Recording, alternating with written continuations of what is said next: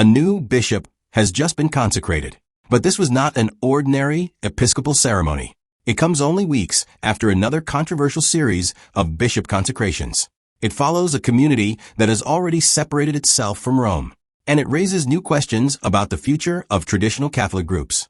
On July 25th, the feast of St. James, Father Michael Marisim, founder of the Sons of the Most Holy Redeemer, was consecrated bishop at Golgotha Monastery on Papa Stronsay, a small island in Scotland's Orkney Islands.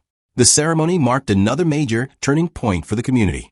Bishop Michael Mary, now 73 years old, was consecrated by Bishop Pierre Roy of Canada's Our Lady of Joy Mission. The co-consecrators were Bishop Rodrigo Ribeiro de Silva and Bishop Fernando Altamira. During a 13-minute homily, Bishop Roy delivered a strong message about the current situation in the Church. He said that, for nearly 70 years, modernist influences had persecuted the Catholic Church and taken control of many of its institutions.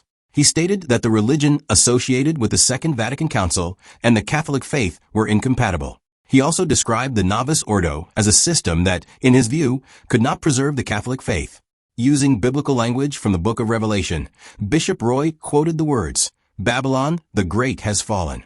He then applied that image to today's Vatican. He referred to events such as the Pachamama controversy and the Assisi interreligious gatherings as examples of what he believed were serious problems.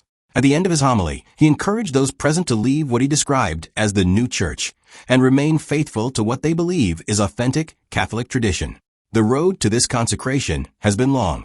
Father Michael Mary founded the Sons of the Most Holy Redeemer in 1988 with a blessing of Archbishop Marcel Lefebvre. The community follows the spirituality of Saint Alphonsus Liguori. In 1999, it moved to Papa Stronsay, where Golgotha Monastery became its permanent home. For several years, the community remained in dialogue with Rome.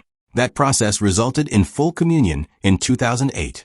In 2012, the Diocese of Aberdeen granted the congregation canonical recognition. Over time, however, disagreements grew. Members became increasingly concerned about doctrinal questions and liturgical developments.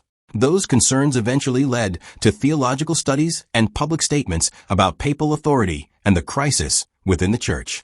In May 2026, after what the community described as years of study, prayer, and theological reflection, it announced that it believed the Holy See was vacant. Soon afterward, discussions began about preserving holy orders and the administration of the sacraments. The community then announced that Father Michael Mary had accepted election to the episcopacy. On June 18th, Bishop Pierre Roy publicly announced his intention to perform the consecration. Both Bishop Roy and Bishop Michael Mary have also expressed support for the Unam Sanctam initiative, a project that seeks to bring together traditional clergy to discuss possible responses to the current crisis, including the possibility of an imperfect council to elect a pope.